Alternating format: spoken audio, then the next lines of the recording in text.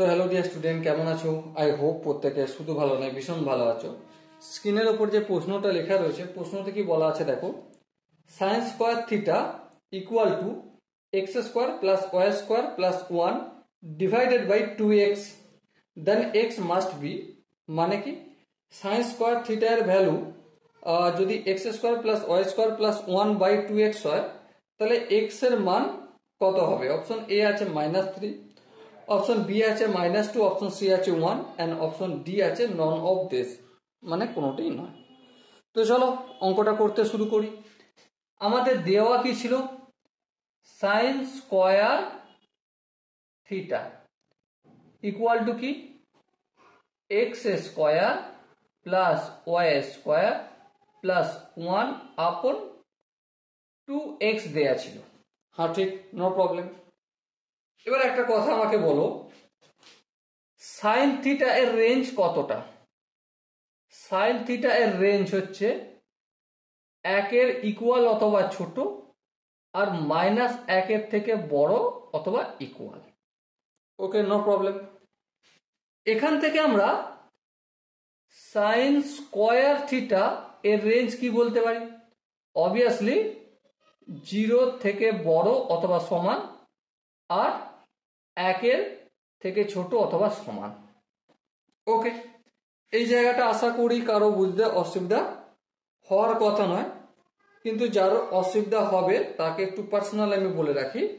দেখো, এই হচ্ছে 0, আর এই হচ্ছে 1, আর এই হচ্ছে সরি একটু ভুল হলো, এইভাবে অঙ্কন করতে হবে।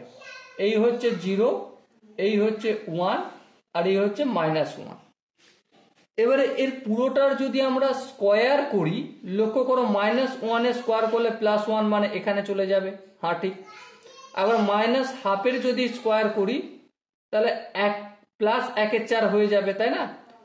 এবারে 0-র আগের বিন্দু, 0-র উপরের দিকে বিন্দু সব থেকে কাছাকাছি হবে, আর 0 স্কোয়ার তো 0 হয়, নো প্রবলেম।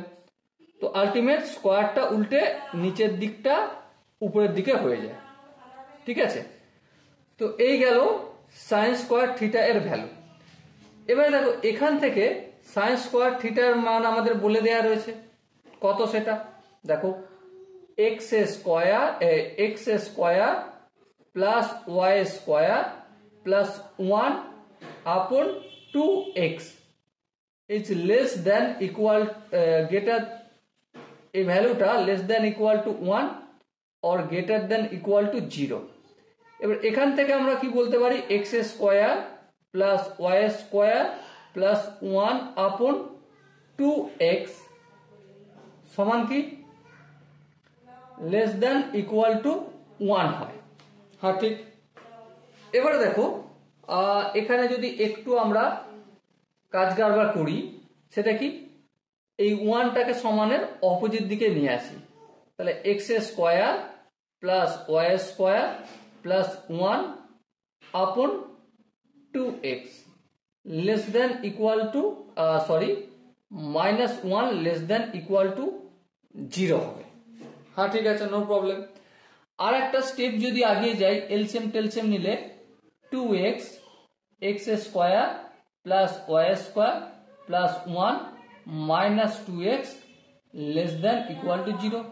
এবারে এই নিচে যেটা রয়েছে হরটা, এটা 0-র সাথে মাল্টিপল করা মানে 0 হবে। তার মানে আমরা কি বুঝলাম? X square plus y square plus 1 -2x less than equal to 0 হবে। এবারে এখানটা একটু ছোট করে ধ্যান দেবো। দেখো, এক্স স্কোয়ার লিখবো, -2x টাকে -2 ইন্টু এক্স ইন্টু 1 লিখলাম। আই হোপ এখানটা কারো বুঝতে অসুবিধা হয়নি। তারপর দেখো, তারপর আমি এই 1টার ভ্যালু 1 এর স্কোয়ার লিখবো। ওকে, তারপর plus y square less than equal to 0। এখানটার ভ্যালু কি পেলাম আমি? x -1 তার whole square plus y square less than equal to 0 পেলাম। বলো, এখানটা কি কারো বুঝতে অসুবিধা রয়েছে? আই হোপ কারো বুঝতে অসুবিধা নেই। এবার ধ্যান দিয়ে লক্ষ্য করো, এটা একটা ডিজিট আর এটা একটা ডিজিট। হ্যাঁ, এই দুটো ডিজিটের স্কোয়ার আর তাদের যোগফল লেস দ্যান ইকুয়াল টু 0 যদি হয়, তার মানে এখান থেকে আমরা খুব সহজেই বলতে পারি এক্স মাইনাস 1 তার whole square plus y square equal to 0 হবে। হ্যাঁ ঠিক। এবার দুটো রাশির বর্গের সমষ্টি যদি 0 হয়, তাহলে পৃথক পৃথকভাবে সেই দুটো রাশি 0 হবে। হ্যাঁ ঠিক।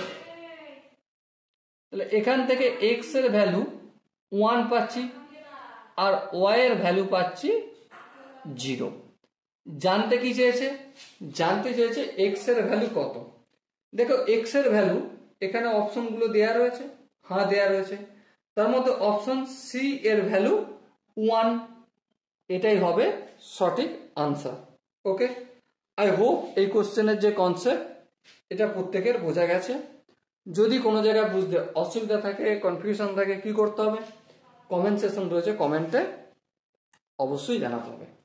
আর দেখা হচ্ছে নেক্সট ভিডিওতে। ততক্ষণ পর্যন্ত ভালো থেকো, সুস্থ থাকো এবং জয় হিন্দ।